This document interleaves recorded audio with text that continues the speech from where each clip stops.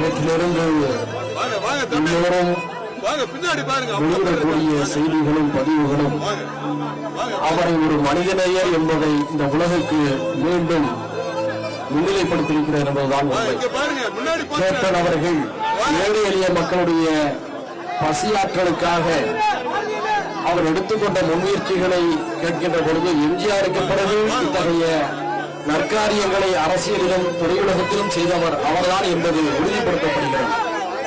மிக முக்கியமாக அவர் உருவான திரைத்துறையில 54 புதிய இயக்குநர்களை அறிமுகப்படுத்திய ஒரே இந்திய கதாநாயகர் நம்முடைய கேப்டன் தான் என்பது அவருடைய சிறப்பு. திரைத்துறையில எண்ணற்ற பலருக்கு பல்வேறு துறைகளிலே வேலை வாய்ப்பை ஏற்படுத்தி கொடுத்திய அவருடைய பாங்கை நாம் அறிகின்ற பொழுது அவருடைய மனிதநேயம் மேலும் விழுகின்றது. தன்னுடைய இளம் வயதில ஈழத் தமிழர்களுக்கு ஆதரவான போராட்டங்களிலே அவர் பங்கேற்றிருக்கிறார். இந்தி எதிர்ப்பு போராட்ட களங்களிலே அவர் பங்கேற்றிருக்கிறார். நடிகர்கள் எல்லாம் அணிதிரட்டி நெய்வேலியிலே திறந்து காவிரி உரிமைக்காக போராட்டம் நடத்தியிருக்கிறார்.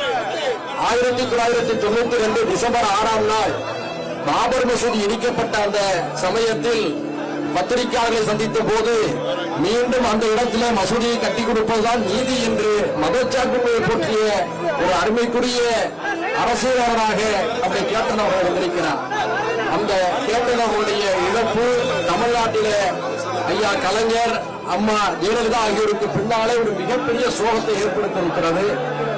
மனைவியாக மட்டுமே இல்லாமல் கடந்த பல ஆண்டுகளாக தாயாகவும் இருந்து கேப்டனை பாதுகாத்து வழிநடத்திய அவருடைய அருமைக்குரிய மனைவியார் அன்புக்குரிய சகோதரி பிரேமலதா அக்கா அவர்களுக்கும் அவருடைய குடும்பத்தினருக்கும் இந்த நேரத்திலே கூடிய மனிதநேய ஜனநாயக கட்சியின் சார்பில் ஆழ்ந்த இரங்கலையும் அனுதாபத்தையும் தெரிவித்துக் கொண்டு இறைவன் அவர்களுக்கு உள்ள தைரியத்தை வழங்க வேண்டும் என்று நான் பிரார்த்திக்கின்றேன். நன்றி.